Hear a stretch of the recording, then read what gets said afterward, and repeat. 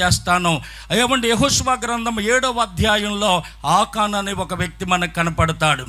ఇశ్రాయేలీయులు ఐగుప్తు నుంచి వచ్చినప్పుడు దేవుడు అన్నాడు, మీ పక్కవారి బంగారాన్ని అడిగి తెచ్చుకోమన్నాడు. యెరికోలోనిది సీపురు పుల్ల కూడా ఆశించొద్దని చెప్పాడు. ఈ ఆకాన్ అనేవాడు 200 తులములు వెండట, 50 తులాల బంగారపు కమ్మెట, ఒక సీనారు వస్త్రాన్ని తీసుకొని తన గుడారంలో దాసేసుకున్నాడు.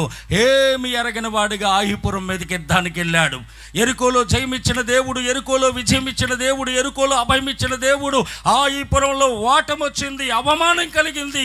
దేవుని ప్రజలు పారిపోయారు, ఆగలేక 36 ఇశ్రాయేలీయులు చచ్చిపోయారట. యెహోషువ వచ్చి, నాయనా ఎందుకీ మరణం, ఎందుకీ బాధ, ఎందుకీ ఓటం అంటే దేవుడు అంటాడు, లే నేను మీతో పాటు హాయికి రాలేదు అంటాడు. ఎందుకు రాలేదు ప్రభు అంటే, శాపగ్రస్తమైనది ఆశించిన వాడు ఒకడు ఉన్నాడు మీలో, ఆని నిర్మూలన చేస్తేనే కానీ నేను రానన్నాడు.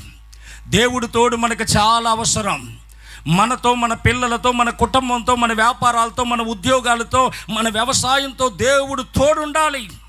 తాగటానికి నీరు ఎలాగ అవసరమో, పీల్చడానికి గాలి ఎలాగ అవసరమో, తినటానికి ఆహారం ఎలాగ అవసరమో, దేవుడు ప్రతి మనిషికి అవసరమే.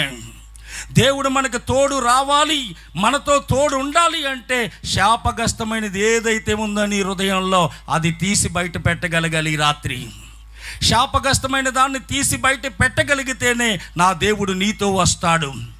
ఏమంటే అక్కడ ఆకాను ఒప్పుకోలేదండి. ఆకాను ఏమంటే యెహోషువ సీట్లయిగా ఆకాను పట్టబడ్డాడట. వంశం పట్టబడినప్పుడైనా, గోత్రం పట్టబడినప్పుడైనా, కుటుంబం పట్టబడినప్పుడైనా అతను చలించాలి. అతను ఏమి ఎరగని వాడిగానే నిలబడిపోయాడు. చాలా